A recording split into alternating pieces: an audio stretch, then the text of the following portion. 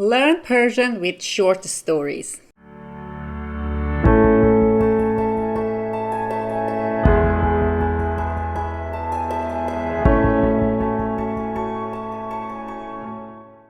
Hello my lovely friends, welcome back to Learn Persian with Asal. Today we have another short story. لقمان حکیم و مرد مسافر. The wise and the traveler. One of the best way for improving your reading, your Persian reading, is to read the short stories. So if you want to improve it, you can subscribe Learn Persian with Asal and join us in Persian short stories. We have 3 steps in short stories. Step 1 is to define the new words. Let's do this. لقمان, لقمان. لقمان means the wise or a wise person.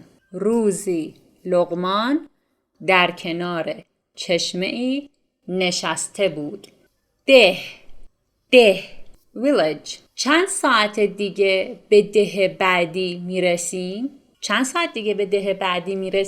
Now, the step 2 is to read the story at a low pace, low speed. لقمان حکیم و مرد مسافر. روزی لقمان در کنار چشمه‌ای نشسته بود. مردی که از آنجا میگذشت از لقمان پرسید چند ساعت دیگر به ده بعدی خواهم رسید؟ لقمان گفت راه برو.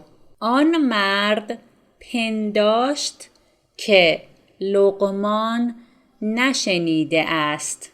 دوباره سؤال کرد مگر نشنیدی؟ پرسیدم چند ساعت دیگر به ده بعدی خواهم رسید. لقمان گفت راه برو.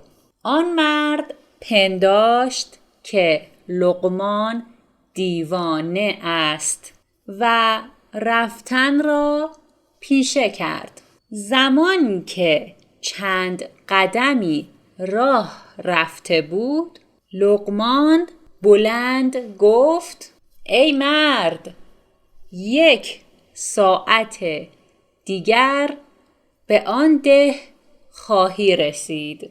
مرد گفت چرا اول نگفتی؟ لقمان گفت چون راه رفتن تو را ندیده بودم. نمیدانستم تند می روی یا کند. حال که دیدم فهمیدم که تو 1 ساعت دیگر به ده خواهی رسید. Now, third step. Read the story faster. لقمان حکیم و مرد مسافر. روزی لقمان در کنار چشمه‌ای نشسته بود. مردی که از آنجا می‌گذشت از لقمان پرسید چند ساعت دیگر به ده بعدی خواهم رسید؟ لقمان گفت راه برو. آن مرد پنداشت که لقمان نشنیده است. دوباره سؤال کرد مگر نشنیدی؟ پرسیدم چند ساعت دیگر به ده بعدی خواهم رسید؟ لقمان گفت راه برو. آن مرد پنداشت که لقمان دیوانه است و رفتن را پیشه کرد. زمانی که چند قدمی راه رفته بود لقمان بلند گفت ای مرد 1 ساعت دیگر به آن ده خواهی رسید. مرد گفت چرا اول نگفتی؟ لقمان گفت چون راه رفتن تو را ندیده بودم. نمیدانستم تند می روی یا کند. حال که دیدم فهمیدم تو 1 ساعت دیگر به ده خواهی رسید. Well guys, that was the story of today. I hope you enjoy it. Don't forget to answer the questions at the end of the video. Also, if you have any questions, you can write in comments. I will answer you as soon as possible. Also, I would love to hear your opinion about this story. Did you like it and what do you think? I'm Asal. Thanks for watching. Love you. Bye.